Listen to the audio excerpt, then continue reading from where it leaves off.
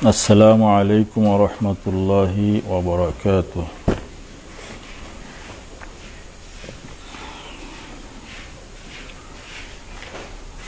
الحمد لله نحمده ونستعينه ونستغفره ونستهديه ونؤمن به ونتوكل عليه ونعوذ بالله من شرور أنفسنا ومن سيئات أعمالنا من يهده الله فلا مضل له ومن يضلله فلا هادي له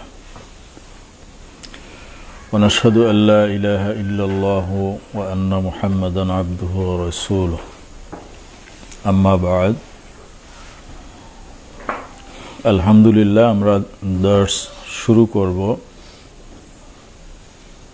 যারা অনলাইনে দর্সে অংশগ্রহণ করে থাকেন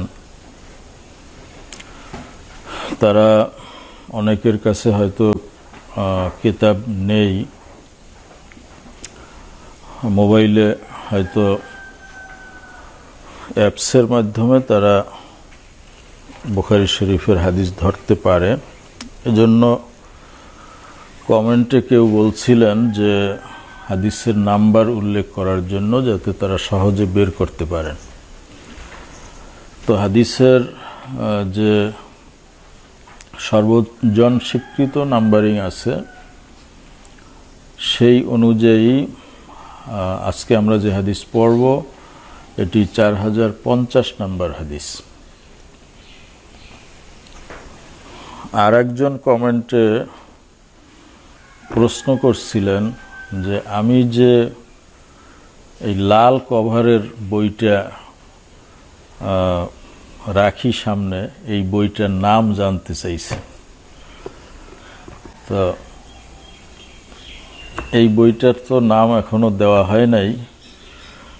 এটা মূলত আমার নোট, বিভিন্ন সরাসরি থেকে আমি প্রয়োজনীয় কিছু নোট রাখি। এটা মূলত কোনো বই না, এটা আমার পার্সোনাল নোট। বিসমিল্লাহির রহমানির রহিম।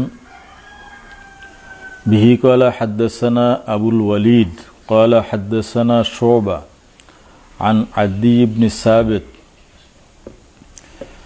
قال سمعت عبد الله بن يزيد يحدث عن زيد بن ثابت قال لما خرج النبي صلى الله عليه وسلم إلى أحد رجع ناس ممن خرج معه وكان أصحاب النبي صلى الله عليه وسلم فرقتين، فرقة تقول نقاتلهم وفرقة تقول لا نقاتلهم، فنزلت فما لكم في المنافقين فئتين والله أركسهم بما كسبوا وقال إنها طيبة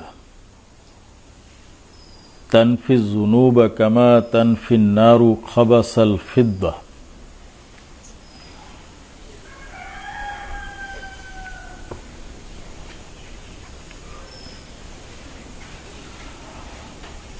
হযরত যায়েদ ইবনে সাবিত রাদিয়াল্লাহু তাআলা আনহু রওয়ায়াত করেছেন, লাম্মা খারাজান নবী সাল্লাল্লাহু আলাইহি ওয়াসাল্লাম ইলা উহুদ,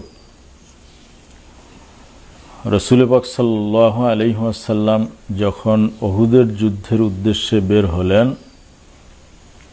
রাজা নাসুম মিম্মান খারাজা মাআহু, যুদ্ধের ময়দানে পৌঁছার আগে যারা রাসূল পাক সাল্লাল্লাহু আলাইহি ওয়াসাল্লামের সাথে বের হয়েছিলেন তাদের থেকে কিছু সংখ্যক মানুষ তারা আবার ব্যাক করেছিলেন, ফিরে এসেছিলেন। কারা ফিরে এসেছিলেন?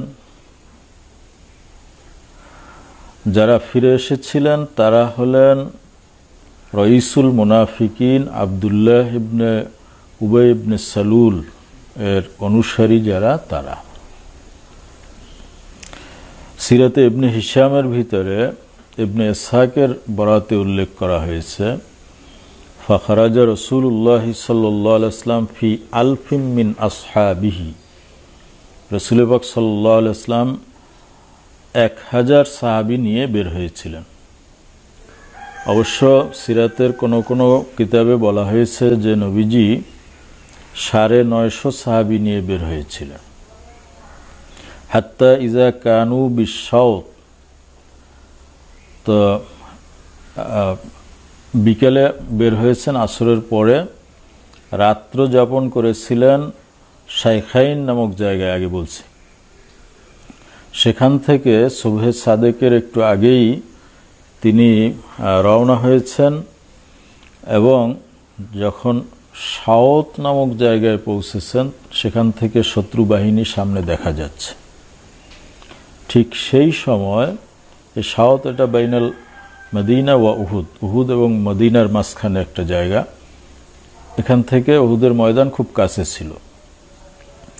ইনখাজালা আবদুল্লাহ ইবনে উবাই বিসুলুসিন নাস, রাসূল পাক সাল্লাল্লাহু আলাইহি ওয়াসাল্লামের বাহিনীর 1/3 নিয়ে আবদুল্লাহ ইবনে উবাই রাইসুল মুনাফিকিন সে পশ্চাৎ ধাবন করলো, ফিরে আসলো। ইনখাজালা ইনসাহাবা আয় রাজা, ওয়াকালা আতাআহুম ওয়া আসানি আলা মা নাকতুলু আনফুসানা,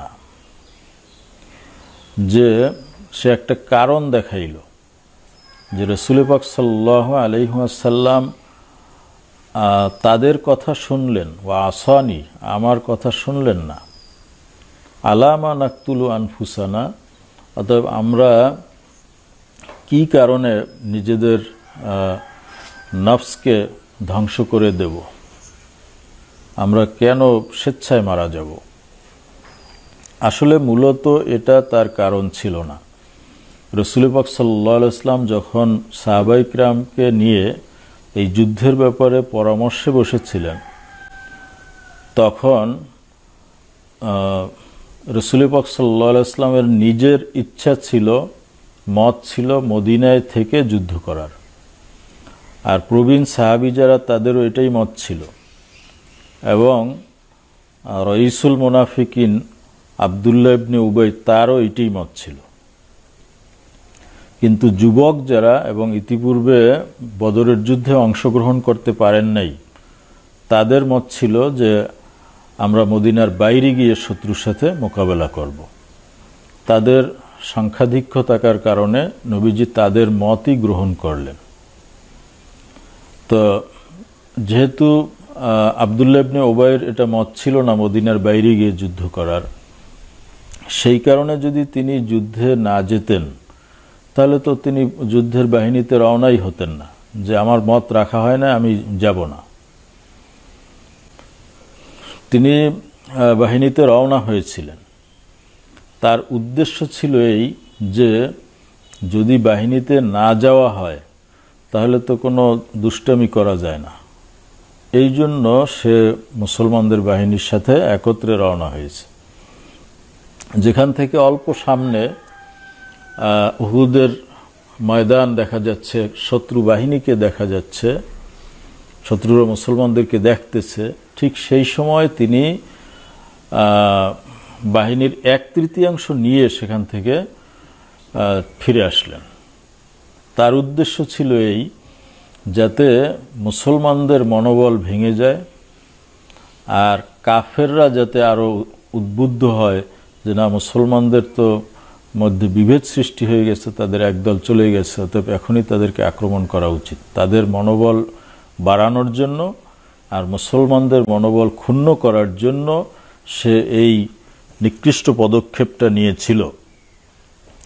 কিন্তু সেটা তো সে বলে না, সে কজ বা কারণ দেখাইল যে নবীজি আমার কথা রাখলেন না, রাখলেন তাদের কথা, এজন্য আমরা কি আত্মহত্যা করব, নিজেদেরকে ধ্বংসের মুখে ঠেলে দেব? এটা সম্ভব না, আমরা এখান থেকে ফিরে যাব। এই সেখান থেকে ফিরে আসলো। এবং সিরাতের কিতাবে আরও উল্লেখ করা হয়েছে, ফা আতবাহুম আবদুল্লাহ ওয়ালিদুজ জাবের রাদিয়াল্লাহু তাআলা আনহু, হযরত জাবের রাদিয়াল্লাহু তাআলা আনহুর পিতা আবদুল্লাহ, তিনি তখন এই আবদুল্লাহ ইবনে উবাইর যে বিচ্ছিন্ন দল তাদের পিছু ধাওয়া করলেন। ধাওয়া করলেন মানে পিছনে পিছনে গেলেন। কারণ হলো এই আব্দুল্লাহ ইবনে উবাই সে ছিল খাজরাজ গোত্রের নেতা এবং এই আব্দুল্লাহ, এনার নামও আব্দুল্লাহ ইবনু উবাই একজন, আর একজন হলো আব্দুল্লাহ, ওনার নাম হলো আব্দুল্লাহ ইবনু আমর ইবনে হারাম, জাবের রাদিয়াল্লাহু তাআলা আনহুর পিতা। তো তিনিও খাজরাজ গোত্রের লোক ছিলেন, এই জন্য তিনি পিছনে পিছনে গেলেন, গিয়ে খুব চেষ্টা করলেন তাদেরকে ফিরিয়ে আনার জন্য। ওয়া নাশাদাহুম আন ইয়ারজিউ, তাদেরকে কসম কিরা বললেন যে তোমরা ফিরে আসো। ফা আবাও, কিন্তু তারা অস্বীকার করল। ফাকালা, শেষ পর্যন্ত নিরাশ হয়ে আব্দুল্লাহ বললেন আবআদাকুমুল্লাহ, আল্লাহ তোমাদেরকে দূরে সরিয়ে দিন, অর্থাৎ আল্লাহ তার রহমত থেকে, হেফাজত থেকে তোমাদেরকে দূরে সরিয়ে দিন।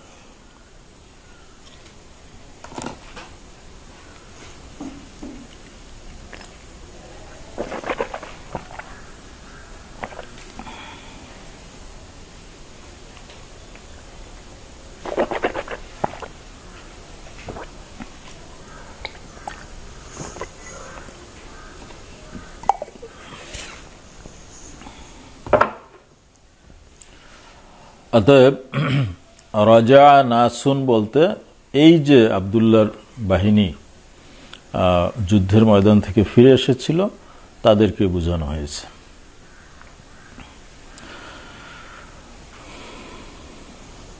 ওয়াকানা আসহাবুন নবী সাল্লাল্লাহু আলাইহি ওয়াসাল্লাম ফিরকাতাইন, এই ঘটনার পরে রাসূল পাক সাল্লাল্লাহু আলাইহি ওয়াসাল্লামের সাহাবারা দুই দলে বিভক্ত হয়ে গেলেন। ওয়াকানা আসহাবুন নবী সাল্লাল্লাহু আলাইহি ওয়াসাল্লাম ইফতারাকু ফিরকাতাইন, তারা দুই দলে বিভক্ত হয়ে গেল। এই জন্য ফিরকাতাইন এটা দুইভাবে পড়া যায়, বিন নাসবে বদলুম মিন, ওই সামনে যে ফিরকাতান, এটাকে ফেরকাতানও পড়া যায় অথবা ফেরকাতুন পড়া যায়।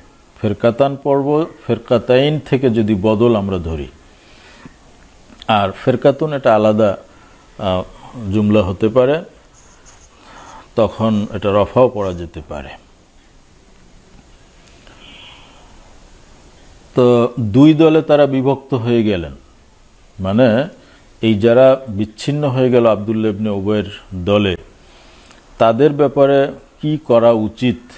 একদল বললেন যে আমরা তাদের সাথে যুদ্ধ করব, আগে তাদেরকে হেদায়েত করব, তারপরে কাফেরদেরকে।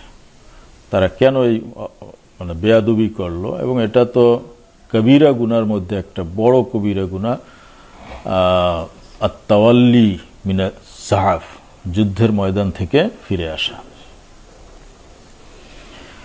ফিরকাতান তাকুলু নুকাতিলুহুম, একদল সাহাবী তারা বললেন আমরা তাদের সাথে যুদ্ধ করব তাদেরকে ফিরে আনার জন্য। অফেরকাতান তাকুলু লা নুকাতিলুহুম, আর একদল বললেন যে না, আমরা যে উদ্দেশ্যে আসছি সেইটা আমাদের করতে হবে, তারা ফিরে গেছে এটা তাদের ব্যাপার, এজন্য কোনো অপরাধ হলে, শাস্তি হলে সেটা তাদের হবে, আমরা তাদের পিছনে ধাওয়া করব না। এই মুসলমানদের ভিতরে আবার দুইটা দল হয়ে গেল, একদল চলে গেল, আর যারা বাকি ছিল তাদের মধ্যে আবার দুই দল হয়ে গেল। একদল বলল আমরা তাদের পিছে ধাওয়া করব, আর একদল বলল যে না। তো আব্দুল্লাহ ইবনে উবাই অত্যন্ত বিচক্ষণ মানুষ, বুদ্ধিমান। রাসূল পাক সাল্লাল্লাহু আলাইহি ওয়াসাল্লাম মদিনা শরীফে আগমনের পূর্বে তাকে মদিনার রাষ্ট্রপতি হিসাবে সিংহাসনে বসানোর যাবতীয় প্রস্তুতি নেওয়া হয়ে গিয়েছিল, মুকুট টুকুটু বানানো হয়েছিল তার জন্য, যে সে মদিনার বাদশাহ হবে। এটা তো এমনে এমনে হয় নাই, তার বুদ্ধিমত্তা বিচক্ষণতা দেখেই তাকে সবাই সরদার বা রাষ্ট্রপ্রধান নির্বাচনের ব্যাপারে একমত হয়েছিল। তো এরপরে রাসূল পাক সাল্লাল্লাহু আলাইহি ওয়াসাল্লাম যখন হিজরত করে মদিনা শরীফে আসলেন, তো সেই আনুষ্ঠানিকতা আর পূর্ণতা পায় নাই। নবীজিকে তারা রাষ্ট্রপতি হিসেবে মদিনা রাষ্ট্রের সমস্ত দায়িত্ব তার হাতে দিয়ে দিলেন এবং নবীজি ইসলামী রাষ্ট্র প্রতিষ্ঠা করলেন। তো এই যে একেবারে হাতের কাছে এসেও ক্ষমতা হস্তচ্যুত হয়ে গেল, এই যে মনের দুঃখ, এই দুঃখে কিন্তু আব্দুল্লাহ ইবনে উবাই সারা জীবন, যার কারণে এই ক্ষমতা থেকে সে দূরে থাকলো, রাসূল পাক সাল্লাল্লাহু আলাইহি ওয়াসাল্লামের সাথে আজীবন শত্রুতা করে গেছে। কিন্তু বিচক্ষণতা তার মধ্যে ছিল। অতএব সে যেটা চেয়েছিল যে মুসলমানদেরকে এই যুদ্ধে যাতে তারা ক্ষতিগ্রস্ত হয়, কাফেররা জয়ী হতে পারে, এরকম একটা ব্যবস্থা করা। তো সেই ব্যবস্থা করার কাছাকাছি সে পৌঁছে গিয়েছিল। যদি না আল্লাহ রাব্বুল আলামিন সরাসরি হস্তক্ষেপ করতেন, তাহলে যুদ্ধ কিভাবে হতো? যে 3 ভাগের 1 ভাগ, একদিকে হলো কাফেররা কত ছিল? 3000, মুসলমানরা 1000, 1/3, তাহলে কত কম? অর্ধেক তো না, তার চেয়েও কম, 3 ভাগের 1 ভাগ। আর সেই 3 ভাগের 1 ভাগের ভিতর থেকে আবার 3-এর 1 অংশ পলায়ন করে চলে গেছে। বাকি যে 2 অংশ আছে তার ভিতরে আবার 2 ভাগ হয়ে গেছে। এখন যুদ্ধ হবে কিভাবে? অতএব আব্দুল্লাহ ইবনে উবাইর যে মনোবাসনা, সেটা পূর্ণতা প্রাপ্ত হওয়ার একেবারে দ্বার প্রান্তে পৌঁছে গিয়েছিল, সফল সে। ঠিক সেই মুহূর্তে আল্লাহ রাব্বুল আলামিন সরাসরি হস্তক্ষেপ করলেন। আল্লাহ আয়াত নাজিল করলেন, ফামা লাকুম ফিল মুনাফিকিনা ফিআতাইন, মুনাফিকদের ব্যাপারে তোমাদের কি হলো যে তোমরা 2 দলে বিভক্ত হয়ে গেলে? আল্লাহু আরকাসাহুম বিমা কাসাবু,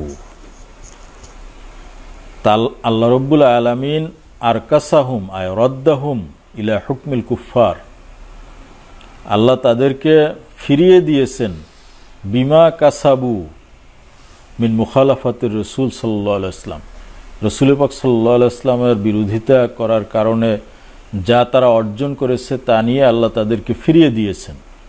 অতএব তাদের ব্যাপারে তোমাদের মতবিরোধ করার কি কারণ? যখন আল্লাহ রাব্বুল আলামিন ধমক দিলেন, তখন এই দ্বন্দ্ব মিটে গেল।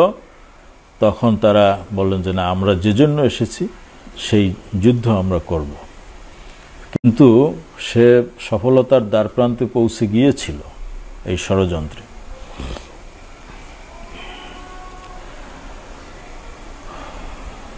ওয়াকালা ইন্নাহা তয়বা তুনফি যুনুবা কামা তুনফিন নারু খাবাসাল ফিদ্দা,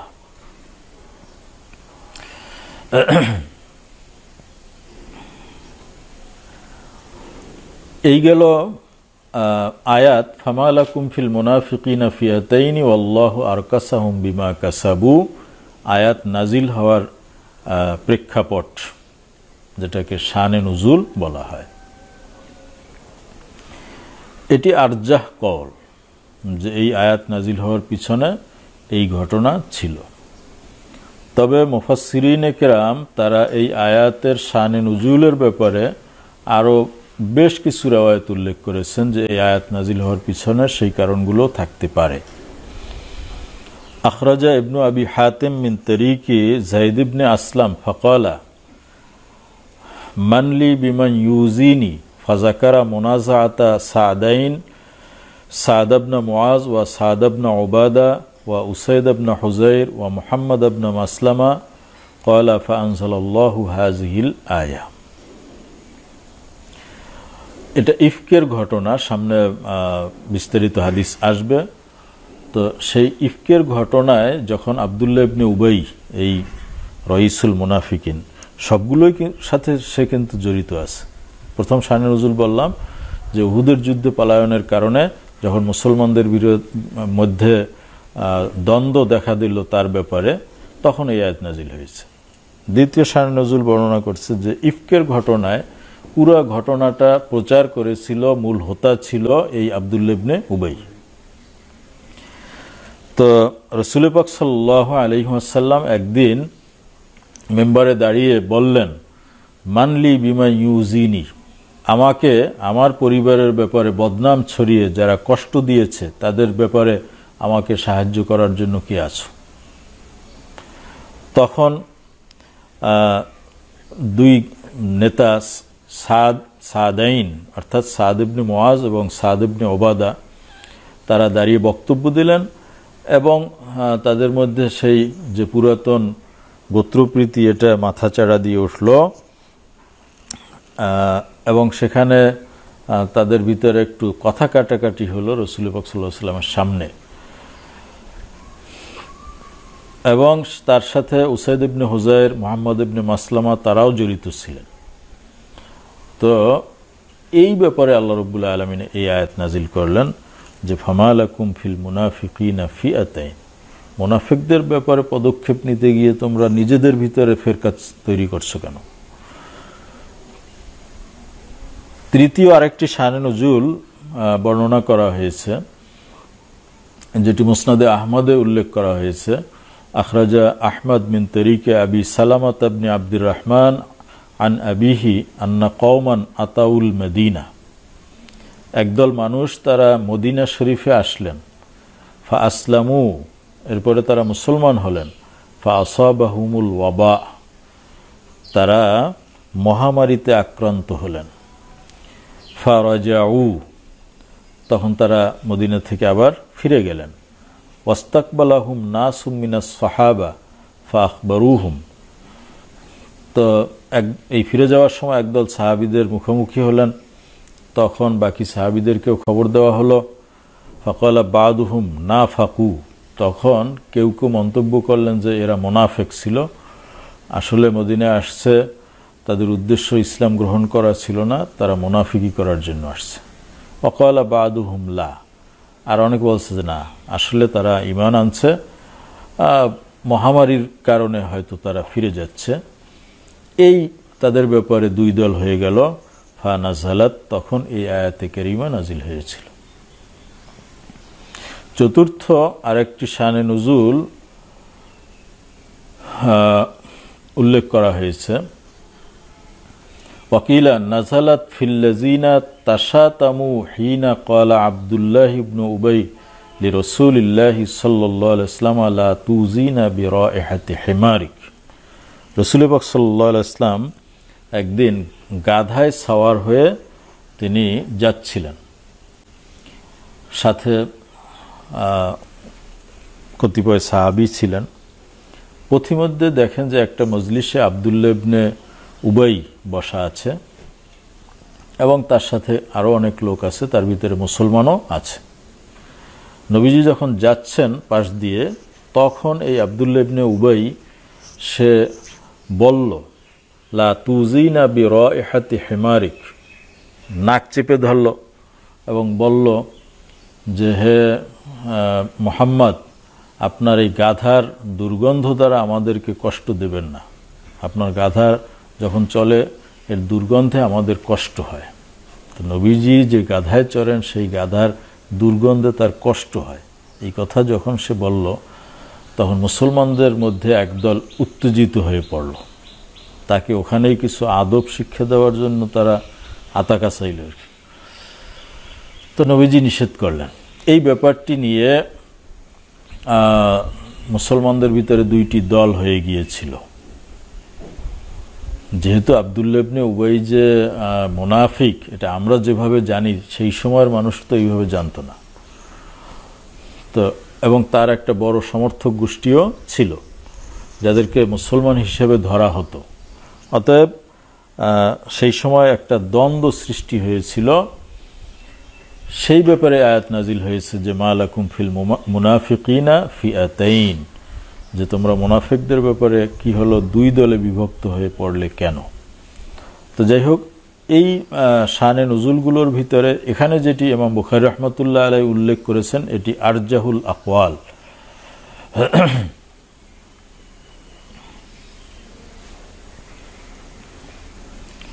এরপরে হাদিসের অংশ এসেছে ওয়াকালা, রাসূল পাক সাল্লাল্লাহু আলাইহি ওয়াসাল্লাম বললেন, ইন্নাহা তয়বা, এই নগরী, এটির নাম হলো তয়বা, পবিত্র নগরী।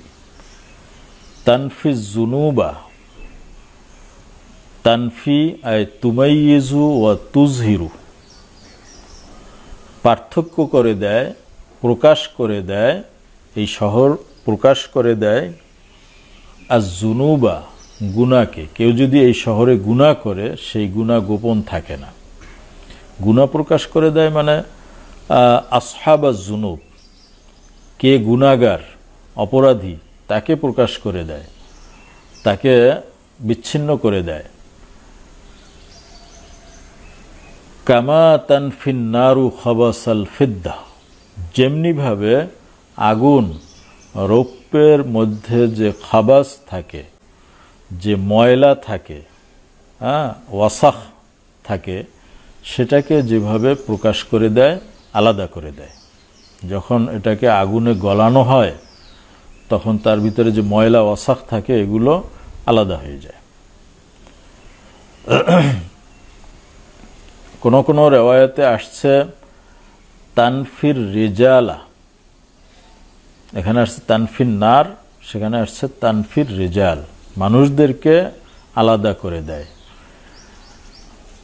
আর কোন কোন রেওয়ায়াতে আসছে, আবু যর এবং কুশমিহানির রেওয়ায়াতে আসছে তানফির দাজ্জাল, দাজ্জালকে সে প্রতিহত করবে কিয়ামতের পূর্বে, যেভাবে আগুন রৌপ্যের ময়লাকে দূর করে দেয়, মদিনা থেকে দাজ্জালকে সেভাবে মদিনা দূরে রাখবে।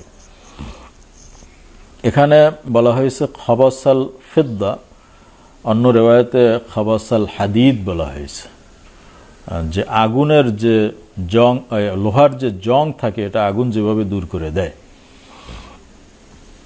আর কোন কোন রেওয়ায়াতে আসছে ইয়ানফিল কামা ইয়ানফিল কিরু খাবাসাল হাদিদ, কির বলা হয় যে কামার যারা আছে তারা দেখবা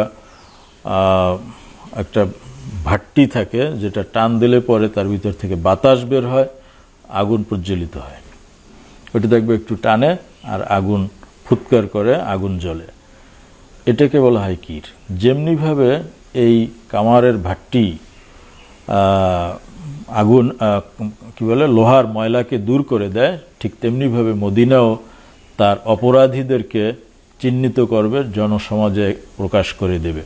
অতএব আব্দুল্লাহ ইবনে উবাই যে নিয়াতে, যে দুষ্ট চক্রান্ত নিয়ে এই কাজটা করেছে, এটা প্রকাশ হয়ে যাবে, আল্লাহ প্রকাশ করে দিবেন।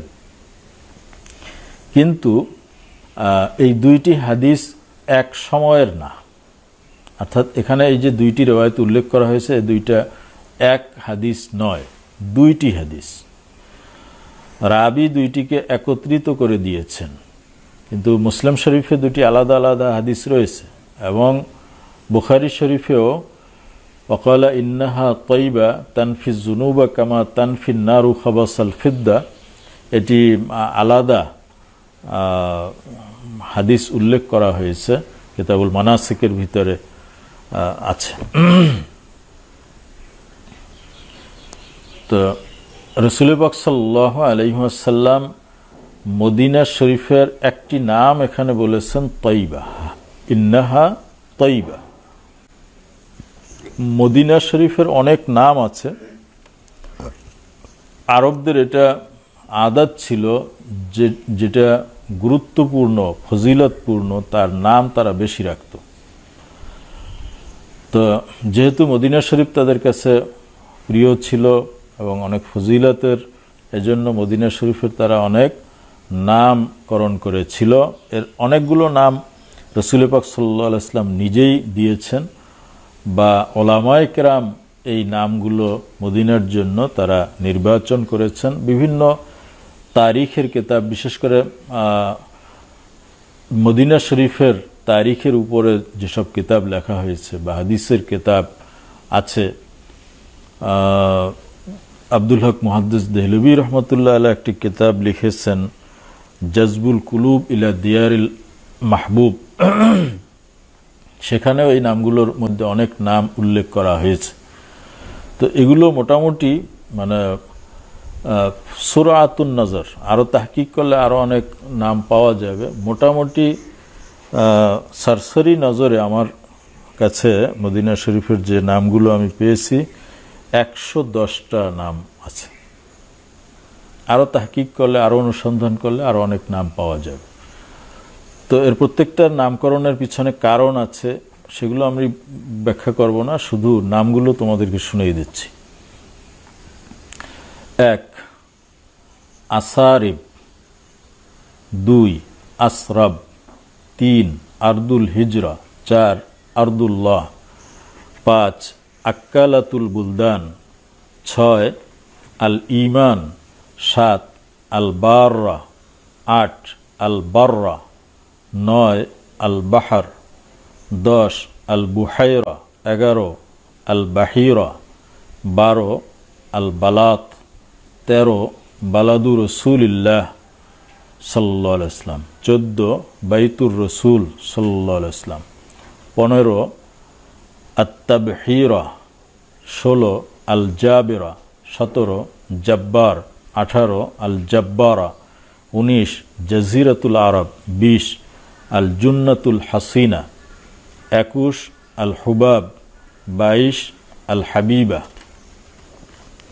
23 আল হারাম, 24 হারামু রসুলিল্লাহ সাল্লাল্লাহু আলাইহি ওয়াসাল্লাম, 25 আদ-দার, 26 দারুল আবরার, 27 দারুল আখিয়ার, 28 দারুল ইমান, 29 দারুস সালামা, 30 দারুস সুন্না, 31 দারুস সালাম, 32 দারুল ফত, 33 দারুল হিজরা, 34 আদ-দিরউল হাসিনা, 35 জাতুল হুজার, 36 জাতুল হেরার, 37 জাতুল নখল, 38 হাসানা, 39 আল খৈরা, 40 আল খৈয়িরা, 41 আস সালিকা, 42 আল ওয়াজ, 43 সৈয়দাতুল বুলদান, 44 আশ শাফিয়া, 45 তায়েব, 46 তবা, 47 তিবাবা, 48 তৈবা, যেটা আমরা হাদিসে পড়লাম, 49 তৈবা, 50 আল আসিমা, 51 আল আজরা, 52 আল গর্রা আল আররা, 53 আল আরুজ, 54 আল গর্রা, 55 গালাবা, 56 আল ফাদিহা, 57 আল কাসিমা, 58 কুব্বাতুল ইসলাম, 59 আল করিয়া, 60 আল করিমা, 61 করিয়াতুল আনসার, 62 কলবুল ইমান, 63 আল মুমিনা, 64 আল মুবারকা, 65 মুবাওয়াউল হালালি ওয়াল হারাম, 66 মুবিনুল হালালি ওয়াল হারাম, 67 আল মাহবুরা, 68 আল মাহবুবা, 69 আল মাহবুরা, 70 আল মুহাররামা, 71 আল মাদরুসা, 72 আল মাহজুজা মাহফুজা, 73 আল মাহফুফা, 74 আল মুখতারা, 75 মুদখালু সিদকিন, 76 মদিনাতুর রসুল, 77 আল মারহুমা, 78 আল মারজুকা, 79 আল মিসকিনা, 80 আল মুসলিমা, 81 আল মাশকুরা, 82 মদজাউ রসুলিল্লাহ সাল্লাল্লাহু আলাইহি ওয়াসাল্লাম, 83 আল মুতাইয়াবা, 84 আল মুকদ্দাসা, 85 আল মাকার, 86 আল মাকনান, 87 আল মাকিনা, 88 আল মুয়াফিয়া, 89 আন নাজিয়া, 90 আন নুবালা, 91 আন নজর, 92 আন নখর, 93 আল হাজরা, 94 ইয়ান্দাদ, 95 আল কারুদ, 96 আল গাদিমা, 97 আল মুহাব্বাবা, 98 ইয়াসরিব, 99 দারুল আহরার, 100 আল মদিনাতুল মুনাওয়ারা, 101 আল মদিনাতুল মুশাররফা, 102 আক্কালাতুল কোরা, 103 আল বালাদ, 104 তান্দার, 105 আল হাসানা, 106 করিয়াতু রসুলিল্লাহ সাল্লাল্লাহু আলাইহি ওয়াসাল্লাম, 107 মাযহারুল ঈমান, 108 আল মাহাব্বা, 109 মসজিদুল আকসা, 110 মুহাজিরু রসুলিল্লাহি সাল্লাল্লাহু আলাইহি ওয়াসাল্লাম। তো মদিনা শরীফের এগুলো নাম। তো কাসরাতুল আসমা তাদুল্লু আলা কাসরাতিল ফজাইল। তো এই যে ইন্নাহা তয়্যিবা, এটি মূলত ভিন্ন একটা হাদিস। এখানে দুইটি হাদিসকে একত্রে উল্লেখ করা হয়েছে। বাব ইজ হাম্মাত তাইফাতানি মিনকুম আন তাফশালা ওয়াল্লাহু ওয়ালিয়্যুহুমা ওয়া আলাল্লাহি ফালইয়াতাওয়াক্কালিল মুমিনুন।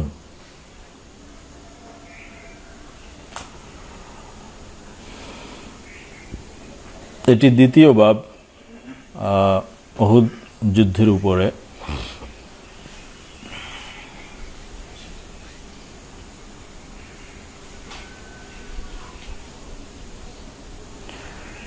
ইজ হাম্মাত তাইফাতানে আয়াতে কেরিমার উপরে বাব কায়েম করা হয়েছে। স্মরণ করো সেই সময়ের কথা। ইজ হাম্মাত তাইফাতানে, যখন তোমাদের মধ্যে দুইটি দল তারা ইচ্ছা পোষণ করেছিল আন্তাফশালা, তারা ভীত কাপুরুষ হবে, অর্থাৎ যুদ্ধ থেকে তারা পালিয়ে যাবে। যখন আবদুল্লাহ ইবনে উবাইর 1/3 নিয়ে এসে চলে গেল, একটা বিপদ গেল, তাদের ব্যাপারে সাহাবীরা দুইমত হয়ে গিয়েছিল যে তাদের সাথে যুদ্ধ করবে কি করবে না। আরও একটা বিপদ ঘটেছিল যে মুসলমানদেরও দুইটি দল তারা যুদ্ধ থেকে ফিরে আসার জন্য উপক্রম হয়েছিল, যে তারাও যুদ্ধ থেকে ফিরে আসবে।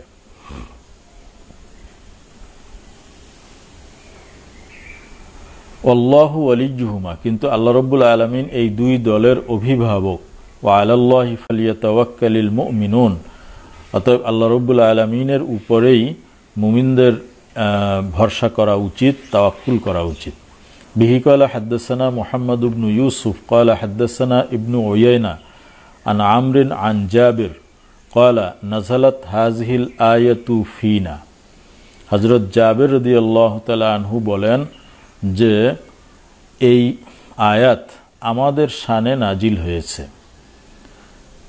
কি ইজ হাম্মাত তাইফাতানি মিনকুম আন তাফশালা, স্মরণ করো সেই সময়ের কথা যখন তোমাদের মধ্যে দুইটি দল তারা যুদ্ধ থেকে ফিরে আসার জন্য, মনোবল হারানোর জন্য ইচ্ছা করেছিল।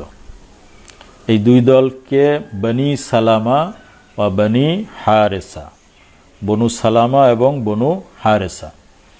বনু সালামা হলো খাজরাজ গোত্রের একটি শাখা, আর বনু হারেসা এটা আওস গোত্রের একটি শাখা। তারা যুদ্ধ থেকে ফিরে আসার ইচ্ছা করেছিলেন, কিন্তু আল্লাহ রাব্বুল আলামিন তাদের মনোবল আবার শক্ত করে দিলেন, তারা যুদ্ধে ছিলেন। ওয়ামা উহিব্বু আন্নাহা লাম তানজাল, জাবের রাদিয়াল্লাহু তাআলা আনহু বলেন যে আমি পছন্দ করি না যে এই আয়াত যদি নাজিল না হতো। এই আয়াত নাজিল না হওয়াকে আমি পছন্দ করি না। ওয়াল্লাহু ইয়াকুল আই ওয়াল হালু আন্নাল্লাহ তাআলা ইয়াকুল ওয়াল্লাহু ওয়ালিয়্যুহুমা, আল্লাহ বলতেছেন যে আল্লাহ এই দুই দলের অভিভাবক।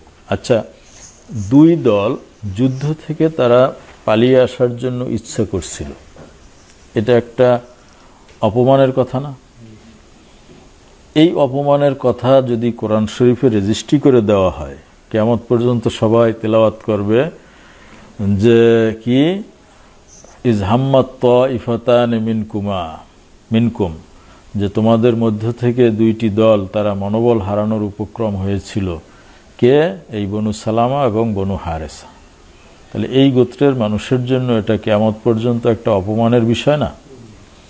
অতএব তাদের তো চাওয়া উচিত যে এই আয়াত যদি নাজিল না হতো তাহলে আমাদের জন্য ভালো হতো। কিন্তু জাবের রাদিয়াল্লাহু তাআলা আনহু বলতেছেন যে না, এই আয়াত নাজিল না হওয়াকে আমরা পছন্দ করি না। এর কারণ হলো সামনে একটা শব্দ আল্লাহ বলছেন ওয়াল্লাহু ওয়ালিয়্যুহুমা, আল্লাহ রব্বুল আলামিন এই দুই গোত্রের অভিভাবক। অতএব যত নিন্দা আমাদের করা হোক, আল্লাহ যখন আমাদেরকে তার বন্ধু হিসেবে স্বীকৃতি দিয়েছেন, আমাদের অভিভাবকত্ব গ্রহণ করেছেন, এই কথাটুকুর জন্য এই আয়াতটা আমরা পছন্দ করি। আয়াতটা নাজিল না হওয়াকে আমরা পছন্দ করি না। এখন কথা হলো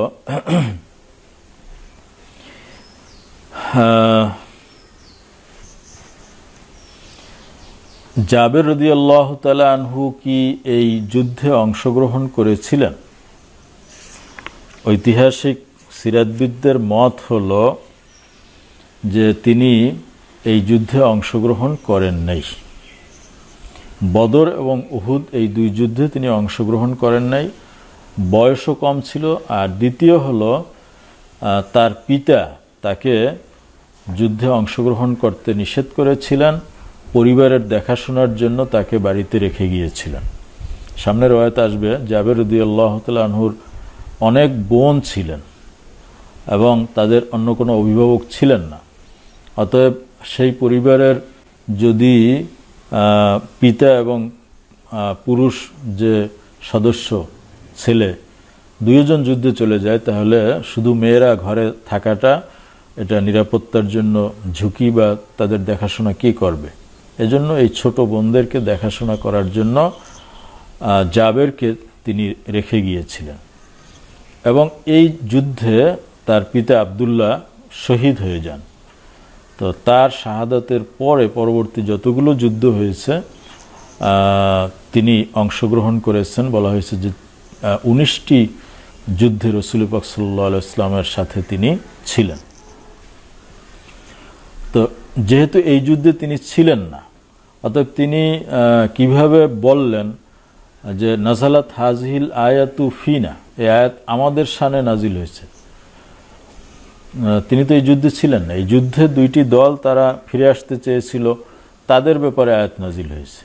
তিনি কিভাবে বললেন যে এটা আমাদের শানে নাজিল হয়েছে? এটার অর্থ এই না যে তিনি ওই যুদ্ধে ছিলেন। এর অর্থ হলো এই, আমাদের বলতে আমাদের মুসলমানদের দুইটি দল সম্পর্কে আয়াত নাজিল হয়েছে। তাতে যুদ্ধে যাওয়া তো দরকার না, মুসলমানদেরকে বোঝানো হয়েছে। তো তিনি তো একজন মুসলমান, এই জন্য বলছেন যে আমাদের।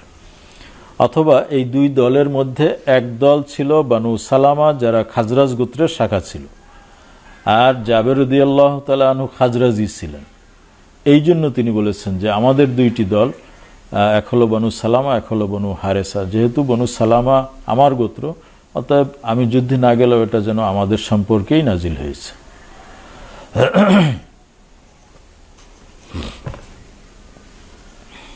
তো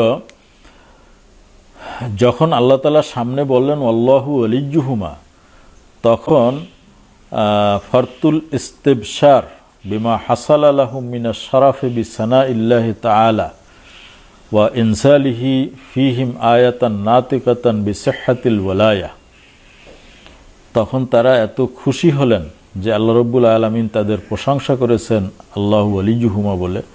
এই জন্য তারা বলছেন যে পিছনে আমাদের যতই নিন্দাবাদ থাকুক, তারপরেও এই আয়াত অবতীর্ণ হওয়াকে আমরা কখনো অপছন্দ করি না। এই আয়াতটা আমাদের গর্বের কারণ। এবং তারা যে এই যুদ্ধ থেকে পালিয়ে আসার ইচ্ছা করেছিলেন, এটা কি অপরাধ ছিল? এজন্য কি তাদেরকে পাকড়াও করা হবে? বলা হয়েছে আন্না যালিকাল হাম গায়রু মাখুজিন বিহি লিআন্নাহু লাম ইয়াকুন আজমান ওয়া তাসমিমা। এই যে চিন্তা তারা করেছিলেন এজন্য তাদেরকে পাকড়াও করা হবে না, কারণ এটা আজম ছিল না, আজম বা জজম ছিল না। আল হাম্মু ওয়াল আজমু ওয়াল জজমু এর মধ্যে পার্থক্য আছে। ইমাম নববী রহমতুল্লাহ আলাইহি বলেছেন যে আন্না মান আযামা আলাল মাসিয়াতি বিকলবিহি ওয়া ওয়াত্তানা নাফসাহু আলাইহা আসিমা ফি ইতিকাদিহি ওয়া আজমিহি। যেই ব্যক্তি কোনো গুনার কাজ করার জন্য দৃঢ় প্রতিজ্ঞ হয় এবং তার অন্তরকে প্রস্তুত করে, সেই ব্যক্তি এই দৃঢ় প্রতিজ্ঞার জন্য গুনাহগার হবে, এটা তার অপরাধ হিসেবে বিবেচনা করা হবে। ওয়ামাল্লাম ইউয়াত্তিন নাফসাহু আলাল মাসিয়াতে, আর যে ব্যক্তি অন্তরের ভিতরে গুনার জায়গা প্রস্তুত করল না, অর্থাৎ অন্তরকে গুনার কাজ করার জন্য দৃঢ় প্রতিজ্ঞ করল না, ওয়াইন্নামা মাররা যালিকা বিফিক্রিহি মিন গায়রি ইস্তিকরারিন, তবে তার ধারণা বা তার খেয়ালের ভিতরে এটা এসে গেছে কিন্তু স্থির হয় নাই, তাকে পাকড়াও করা হবে না। ওয়ুসাম্মা হাজা হাম্মান, এটাকেই হাম বলা হয়।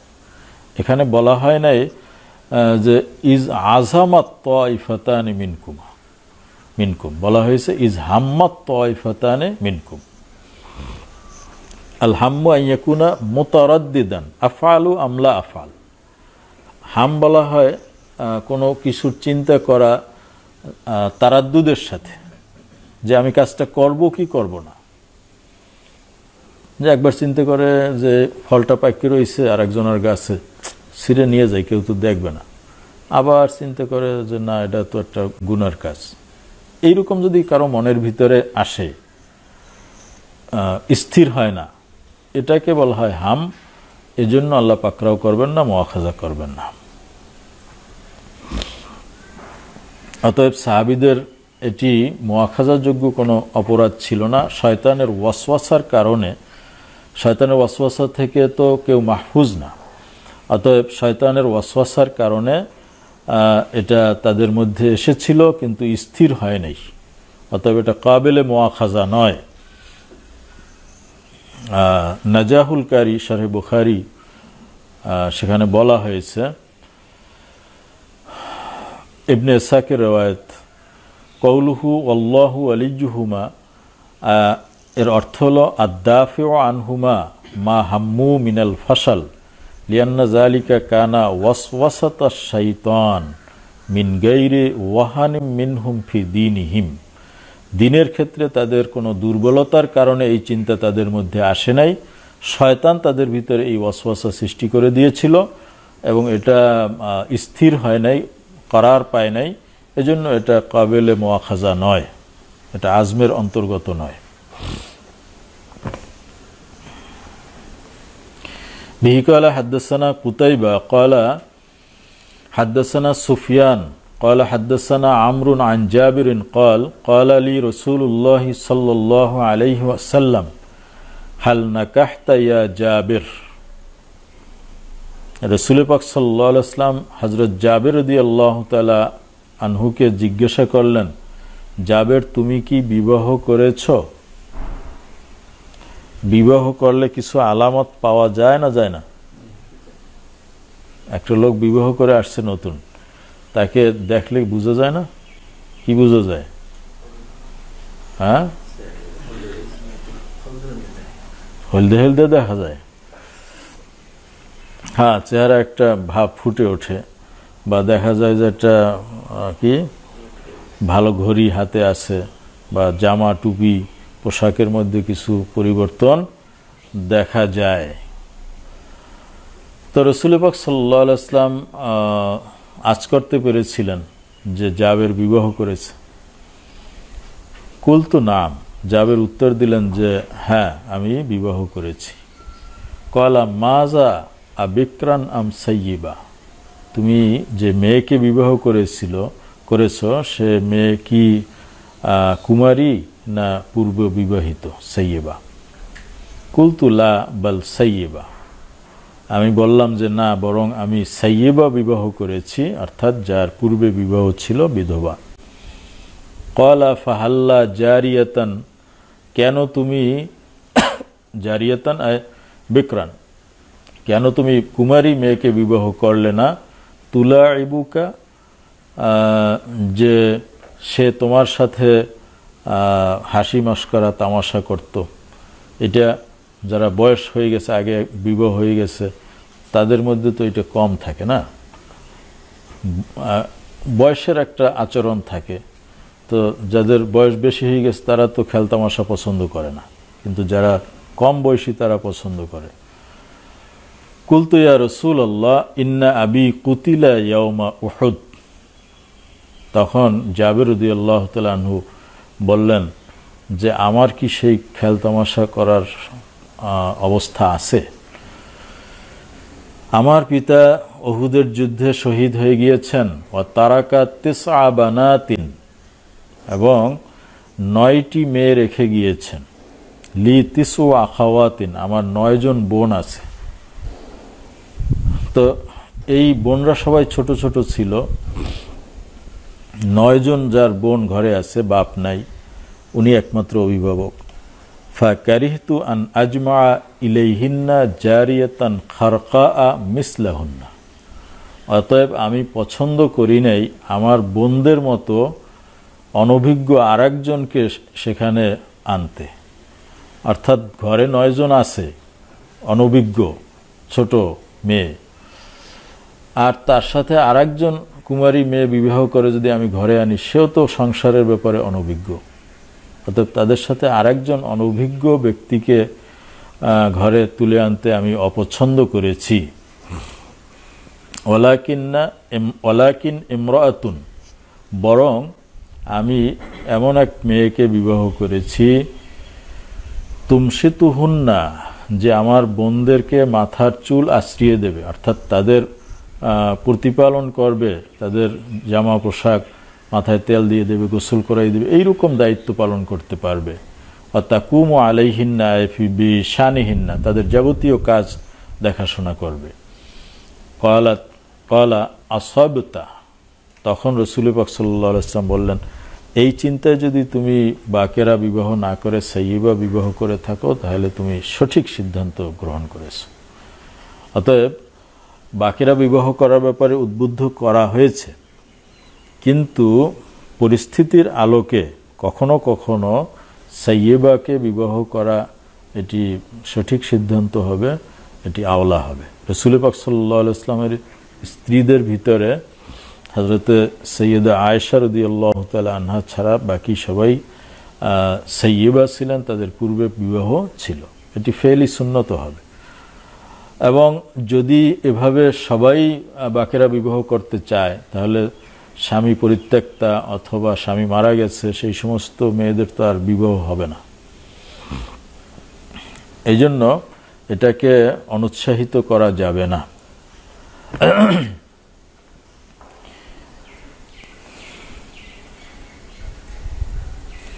বিহি ক্বালা হাদ্দাসানি আহমদ ইবনু আবি সুরাইজ ক্বালা আখবারানা উবাইদুল্লাহ ইবনু মুসা ক্বালা হাদ্দাসানা শাইবান আন ফিরাস عن الشعبي قال حدثني جابر بن عبد الله أن أباه استشهد يوم أحد, জাবির রাদিয়াল্লাহু তাআলা আনহুর পিতা উহুদের যুদ্ধে শহীদ হয়েছেন। ওয়া তারাকা আলাইহি দাইনান, এবং তিনি কিছু ঋণ রেখে গেছেন।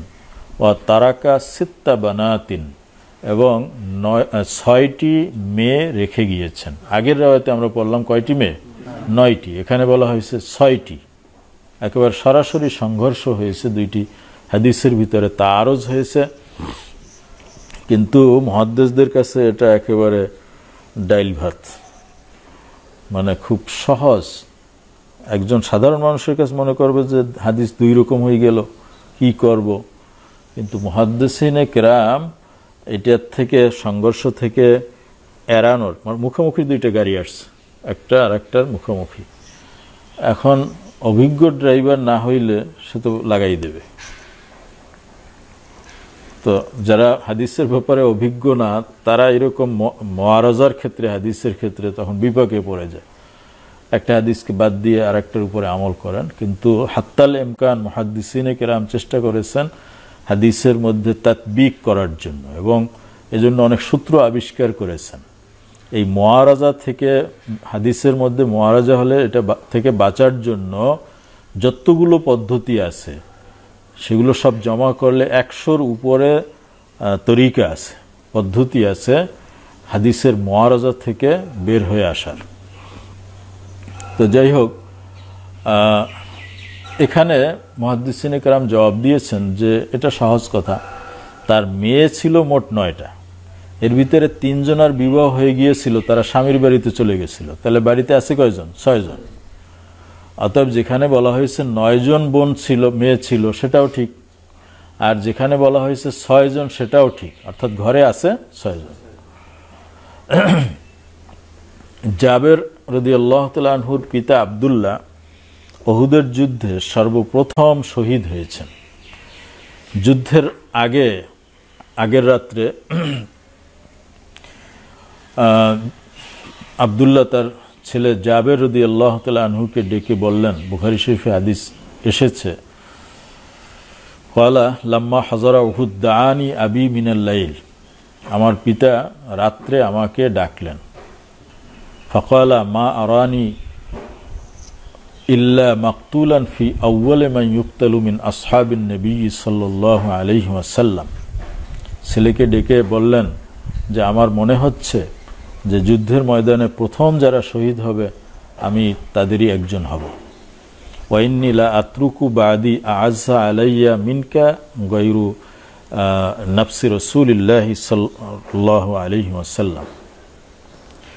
আমি আমার মারা যাওয়ার পরে রাসূলুল পাক সাল্লাল্লাহু আলাইহি ওয়াসাল্লামের পরে তোমাকেই সবচেয়ে মুআজ্জাজ মনে করি, আমার কাছে তুমি সবচেয়ে প্রিয় রাসূল পাক সাল্লাল্লাহু আলাইহি ওয়াসাল্লামের পরে। ফাইন্না আলাইয়া দাইনান ফাকদি, আমার কিছু ঋণ আছে, বড় পরিবার, তিনি গরিব মানুষ, কিছু ঋণ ছিল, বলছে এটা তুমি আমার পক্ষ থেকে আদায় করে দিবে। ওয়াস্তাউসি বি আখাওয়াতিকা খায়রা, এবং তোমার বোনদের সাথে ভালো ব্যবহার করবে, তাদেরকে সুন্দরভাবে প্রতিপালন করবে। যুদ্ধের আগের রাত্রে ছেলেকে তিনি ওসিয়ত করে গেলেন।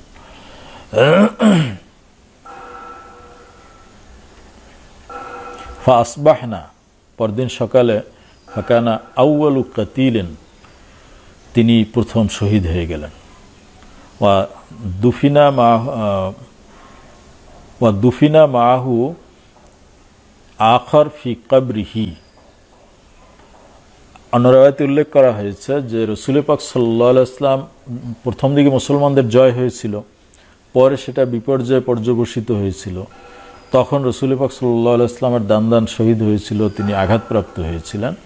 তো এই হাজিমাতের আগেই রাসূল পাক সাল্লাল্লাহু আলাইহি ওয়াসাল্লাম আব্দুল্লাহর জানাজার নামাজ নিজে পড়িয়েছিলেন, যুদ্ধ চলতেছে সেই সময়।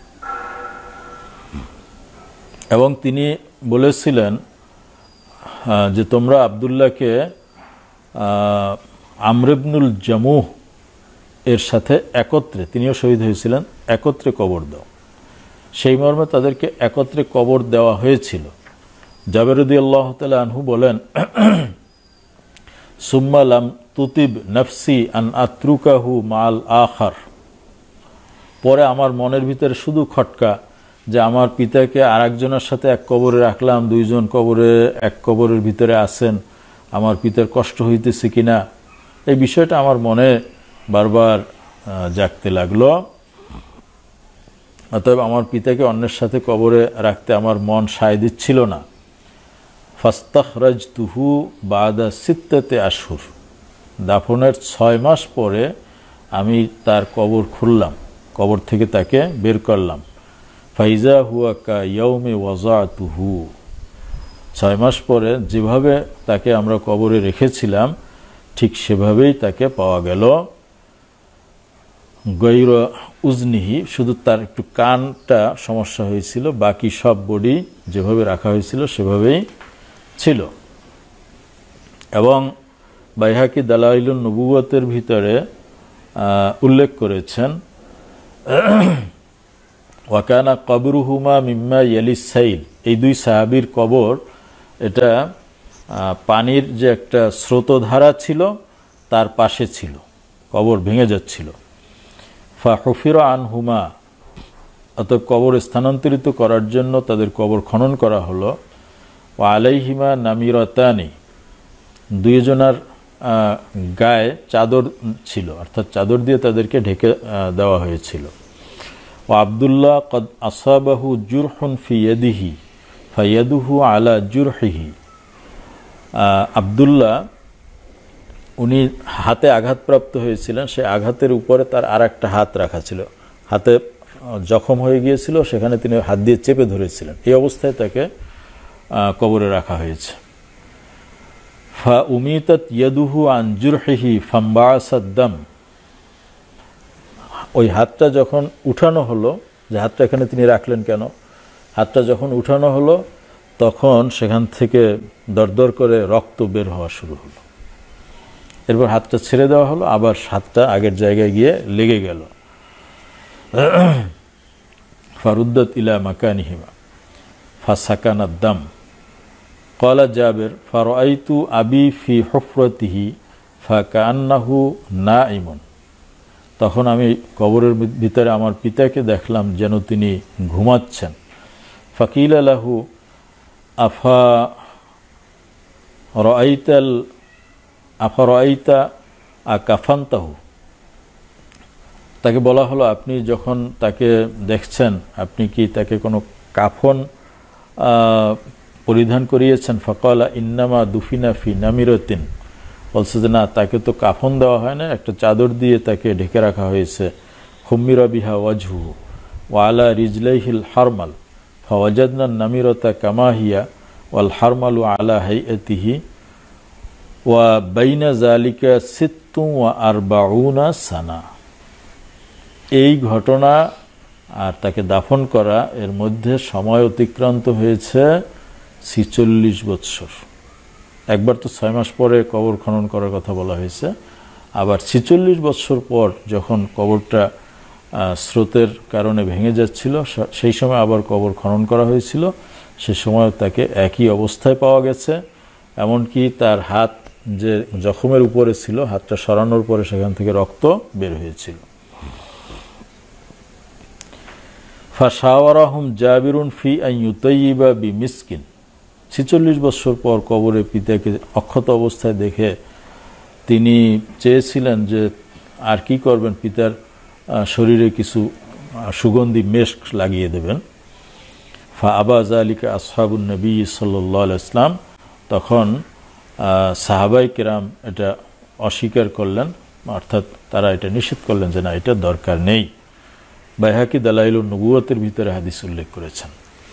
তো এই আবদুল্লাহ যখন শহীদ হন তখন এই পরিবারটা অসহায় হয়ে পড়ে, কিন্তু রাসূল পাক সাল্লাল্লাহু আলাইহি ওয়াসাল্লাম তাদেরকে বিভিন্ন সময়ে সহযোগিতা করেছেন। বুখারী শরীফে একাধিক ঘটনা বলা হয়েছে যে তার যে ঋণ ছিল এটা কিভাবে পরিশোধ করা হয়েছিল, এখানে হাদিস উল্লেখ করা হচ্ছে। এবং রাসূল পাক সাল্লাল্লাহু আলাইহি ওয়াসাল্লাম এক সফরের ভিতরে জাবের রাদিয়াল্লাহু তাআলা আনহুর কাছ থেকে তার বাহনটি খরিদ করে নিয়েছিলেন। বুখারী শরীফে হাদিস আসছে, যখন আসবে তখন তাফসিল করা হবে, সংক্ষেপে বলতেছি। সেই বাহনটা তিনি খুব দুর্বল বাহন ছিল, নবীজি তাকে মানে কত দয়া করেছেন। সেই দুর্বল ঘোড়ার যদি উটের দাম দেওয়া হয় তাহলে দাম কম আসবে, এজন্য নবীজি তাকে মুজিজার মাধ্যমে তাকে সবল করলেন। তার হাতে যে লাঠি ছিল এটা দিয়ে খোঁচা দিলেন, সাথে সাথে সে সবল হয়ে গেল। এখন দাম বেড়ে গেছে, নবীজি বললেন এটা আমার কাছে বিক্রি করো। তো নবীজি কোনো কিছু কিনতে চাইলে কেউ তো এটা মানা করবে না। কত দাম নির্বাচন করলেন, হুজুর বললেন যে না, আরো বাড়াই নিতে হইবে। তো এইভাবে বাড়াইলেন বারবার, আর দোয়া করলেন জাবেরের জন্য। জাবের রাদিয়াল্লাহু তাআলা আনহু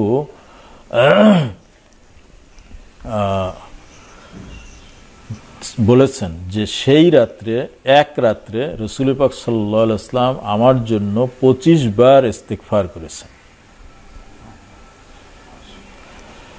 সকালে যখন পরদিন মদিনা শরীফে ফিরে আসলেন, সফর থেকে যখন ফিরে আসলেন, রাসূল পাক সাল্লাল্লাহু আলাইহি ওয়াসাল্লাম বেলালকে বললেন যে তার যে মূল্য এটা পরিশোধ করে দাও এবং একটু বাড়াই দিও। তো নির্ধারিত মূল্যের চেয়ে আরও তাকে বাড়াই দেওয়া হলো। তিনি যখন ফিরে যাচ্ছেন পিছন থেকে তাকে ডাকলেন যে জাবের, শোনো কথা আছে। বলছে যে এই উট দিয়ে আমার তো কোনো কাজ নেই, এটাও তুমি নিয়ে যাও। উটটাও তাকে আবার দিয়ে দিলেন। যে তার পিতা যে যুদ্ধে শহীদ হয়েছেন, এই পরিবারটা কিভাবে চলবে, নবীজি তো সেনাপতি এবং রাষ্ট্রপতি, তার সেটা খবর রাখতে হবে না? এর চেয়ে বড় উদাহরণ কেউ দেখাইতে পারবে? দেখা যায় যে দেশের জন্য কাজ করতে গিয়ে কেউ মারা গেছে, তাদের কি অবস্থা, এটা সরকাররা খবরও রাখে না। আমরা মাঝে মধ্যে পেপার পত্রিকায় দেখি পঙ্গু মুক্তিযোদ্ধা, কেউ ভিক্ষা করতেছে, কেউ অসহায় অবস্থায় আছে, কিন্তু একটা সময় সে বড় অবদান রেখেছে জাতির জন্য, দেশের জন্য, কিন্তু সেটা পরবর্তী যারা রাষ্ট্রপ্রধান তারা মূল্যায়ন করেন নাই। কিন্তু রাসূল পাক সাল্লাল্লাহু আলাইহি ওয়াসাল্লাম তার বাহিনীতে যারা শহীদ হতেন তাদের পরিবারের কিভাবে খোঁজ খবর রাখতেন তার বড় দৃষ্টান্ত। অনেক ঋণ ছিল, সেই ঋণের ব্যাপারেও রাসূল পাক সাল্লাল্লাহু আলাইহি ওয়াসাল্লাম সহযোগিতা করেছিলেন।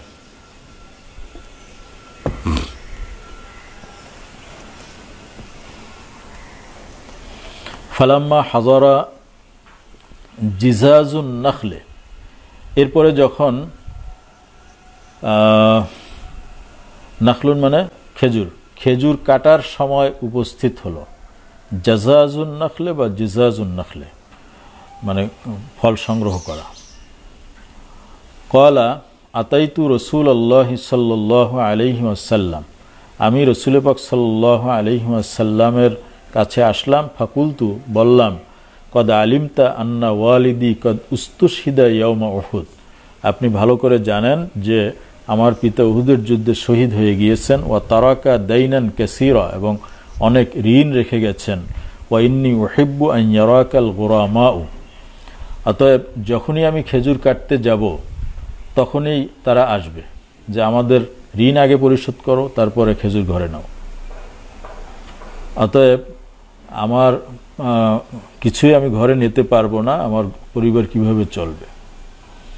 অতএব আপনি যদি সেখানে উপস্থিত থাকেন তাহলে আপনার কারণে হয়তো তারা আমার উপরে চাপ সৃষ্টি করবে না। ওয়া ইন্নী উহিব্বু আন ইয়ারাকাল গুরামাউ, অতএব খেজুর কাটার দিন আমি চাই যে এই ঋণদাতা যারা তারা যেন আপনাকে দেখে। ফাকালা ইজহাব, নবীজি বললেন যে যাও খেজুর কাটো। ফাবাইদির কুল্লা তামারিন আলা নাহিয়াতিন, বাইদির আজমে, জমা করো, এক জায়গায় একত্রিত করো। কুল্লা তামারিন আলা নাহিয়াতিন, প্রত্যেক প্রকারের খেজুর এক এক জায়গায় স্তূপ করো। যেহেতু খেজুর বিভিন্ন রকম, মদিনা শরীফে কেতাবে উল্লেখ করে যে 120 প্রকারের খেজুর আছে। 120 প্রকার মার্কেটে না থাকলেও সেটা 50-60 প্রকারের কম না। মদিনা শরীফে খেজুরের যে মার্কেট আছে, মদিনা শরীফের মসজিদে নববীর কাছে একটা মার্কেট আছে, ওখানে আরেকটু দূরে গেলে বাঙালি হোটেল আছে, ওইখানে আমি খাইতাম। আসার সময় এই মার্কেট ঘুরে আসতাম। তো দোকানের সামনে থেকে গেলেই দোকানদাররা ডাকে দিয়ে একটি খেজুর খাইতে দিত, মানে টেস্ট করার জন্য। কেউ যদি চায় যে আমি খেজুর কিনবো না, মাগনা খাবো, তো ওই দোকানে গিয়ে একটু খেজুর জিজ্ঞেস করো, ভাই এটা কি খেজুর, এটা কি, তোমার একটা খাইতে দেবে। যে এত জিজ্ঞেস করার দরকার নেই, খাইয়ে দেখেন যে এটা কি। তো বাগান থেকে খেজুর আসে আর সব খেজুর রাখা হয়, কোনোটা লাল টকটকে কাঁচা খেজুর, পাকলে পরে একেবারে টকটকে লাল, সাইজও বড়, দেখতে অনেক সুন্দর কিন্তু কষ।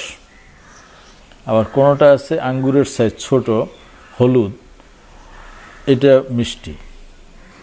আবার কিছু খেজুর আছে বড়, হ্যাঁ, কোনোটা আছে গোল, কোনোটা আছে বড়ের মতো, কোনোটা কালো। তো এরকম মদিনা শরীফে অনেক খেজুর আছে। এর ভিতরে সবচেয়ে শ্রেষ্ঠ খেজুর হলো আজওয়া। এটার বিশেষ বৈশিষ্ট্য আছে এবং এই আজওয়া বাইরে হয় না, মদিনা শরীফেই হয়। তো প্রত্যেক প্রকারের খেজুর আলাদা আলাদা রাখতে বলছে। ফালতু, আমি কথা মতো কাজ করলাম। সুম্মা দাউতু, যখন প্রত্যেক প্রকারের খেজুরের স্তূপ করা হলো, আমি নবীজিকে ডাকলাম। ফালাম্মা নাজারু ইলেইহি, এদিকে রিন্দাতারা উপস্থিত, যখন তারা নবীজিকে দেখল, কান্নাহুম উগুরুবি, যেন তারা আমার প্রতি একটু বিরক্ত হলো যে আমি কেন হুজুরকে ডেকে আনলাম। এখন হুজুরের সামনে বসে আমাকে জোর জবরদস্তিও করতে পারতেছে না, এজন্য আমার উপরে মনে মনে তারা ক্ষিপ্ত হলো। তিলকাসা, ওই মুহূর্তে। ফালাম্মা রাআ মা ইয়াসনাউন, তারা যে এই চোখ রাঙ্গাইতেছে, কিছু বলতে পারতেছে না, এটা যখন নবীজি দেখলেন, আতাফা হাওলা আযমিহা বাইদারান সালাসা মাররাতিন, বড় সবচেয়ে যে স্তূপটা ছিল সেইটার পাশে নবীজি 3 বার ঘুরে আসলেন। সুম্মা জালাসা আলাইহি, এরপরে সেই খেজুরের স্তূপের উপর উঠে নবীজি বসলেন। দেখুন, যে ধান যখন মারাই করা হয় বড় স্তূপ করে রাখা হয়, ওই রকম খেজুর রাখা হয়েছে, নবীজি উপরে উঠে বসছেন। সুম্মা ক্বালা উদউ লাকা আসহাবাক, এরপরে বললেন, কই তোমার বন্ধুদেরকে ডাকো, অর্থাৎ ঋণদাতাদেরকে ডাকো। ফামা জালা ইয়াকিলু লাহুম, একজন আসলো, তুমি কত ঋণ আছে, এত, তাদের জন্য খেজুর মেপে দিয়ে দিলেন। হাত্তা আদ্দাল্লাহু আন ওয়ালিদি আমানাতাহু, এভাবে আমার পিতার যত ঋণ ছিল সব আদায় হয়ে গেল।